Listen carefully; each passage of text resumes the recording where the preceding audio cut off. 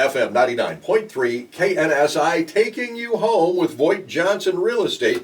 It is here every Thursday morning at 7:23, Saturday afternoons now at 12:53 as well. Remember to start that home search at VoigtJohnson.com. Brandon, good morning, sir. Good morning. How are you? Oh, summer's over. It is. Fall is here. I'm a happy camper. Fall's my favorite time of the year. Yeah, well, we're going to start seeing leaves change sooner than you think. Yeah, feel free to come on over and rake. I know. Not a problem at all. Hey, there are some new housing initiatives, shall we say, that I just heard about listening to KNSI Radio News. Sure. And what's the deal? A housing policy proposal, $25,000 to first-time homebuyers? Yeah, we talk a lot about local Minnesota economics, housing. This is more of a national, and we're in the political season, and I try not to get political or partisan, but what's been thrown out there is what you just referred to as a $25,000 payment for all first-time home buyers, and so I thought it'd be kind of appropriate just to dive into that a little bit, discuss that as a national policy. Sure. Well, why would they do this? Well, there's a housing shortage, right? And so you got to balance the actual what is the policy initiative versus just traditional, on both sides, campaign rhetoric promising everything to everybody.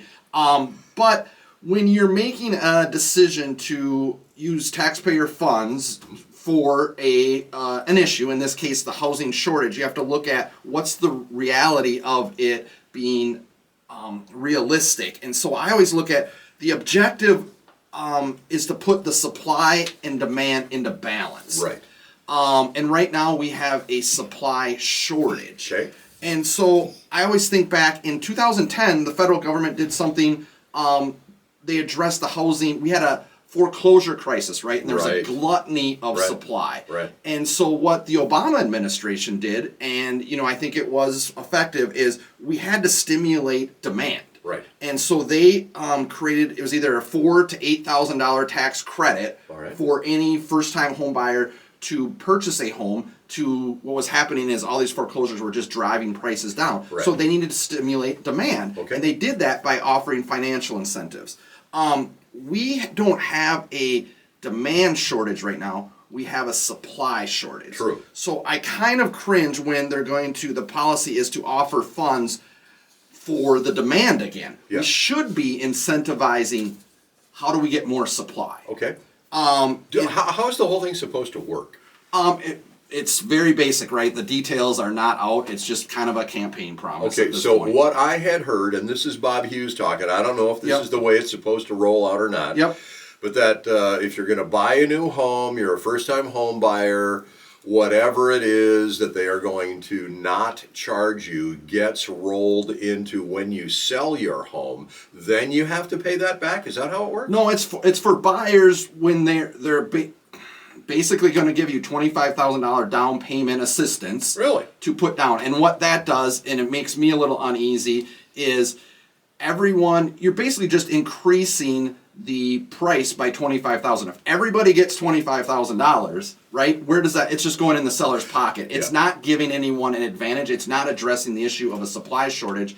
And we're in inflationary times too, right? So does it contribute to inflation? My point is we should be, if we're going to do this, we should be stimulating supply. How do we get more supply into the system versus just putting more money out there to create inflationary, but you're not giving the buyers advantage. You're not addressing, it's not a demand issue. Sure. I got you. Right. So would it be better then if we could come up with some way to, figure out a way for people to purchase or builders to build more homes? Well, is that the problem? That we just don't have enough homes to build, right? Or that are built? Building's an issue. Yeah. It's tricky, right? Because housing is a state-by-state issue. You look at California, over 40% of the cost to build is just in regulatory fees. And so permits. Right. And so that to address on a national level gets cumbersome. Minnesota's not far behind.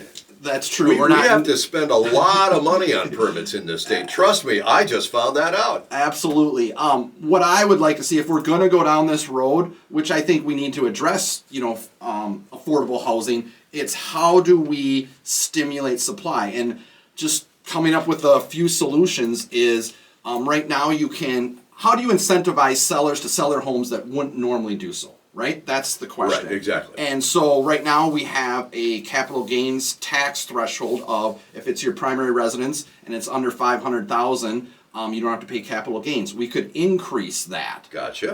Because prices have risen tremendously in the last 5 to 8 years, but that threshold from the IRS has not changed at all in decades. Okay. We could increase that.